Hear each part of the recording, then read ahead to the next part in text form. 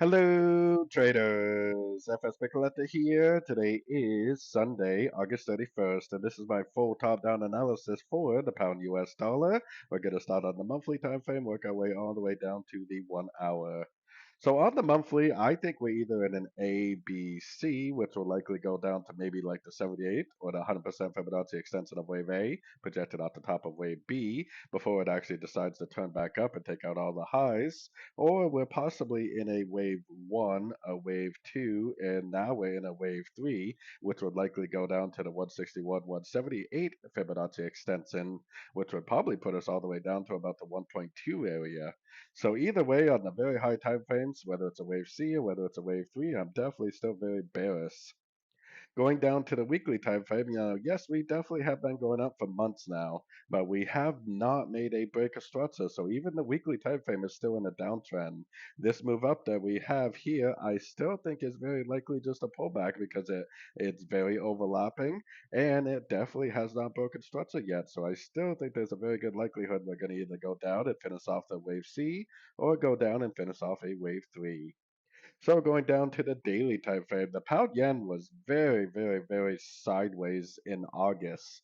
August is often a very sideways month, and luckily August is over now. So hopefully, what happens is it's going to go down and give us this break of structure, which to me would confirm that this really is a pullback and that we really are back into a series of lower lows, lower highs, and a downtrend.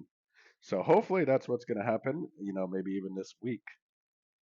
Going down to the 4 hour time frame, it looks to me like a complete pattern. I mean, it looks like a potential wave one. It looks like a WXY of wave two, possibly ending right here. I think there's a good chance that this could keep going down. We need to see a break of structure to confirm it.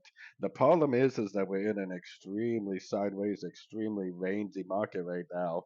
And who's to say that this potentially couldn't continue to range for, the rest of the week? And then maybe like next week or something breaks structure to the downside. So you could potentially still be trading the veins, the highs and the lows of the veins until we get a break of it. And hopefully when we get a break, it's a break to the downside so we can confirm that this right here really is the end of a correction. So going down to the 1 hour time frame, because the trend is down on the daily and the trend is down on the weekly, I definitely am primarily looking for sorts.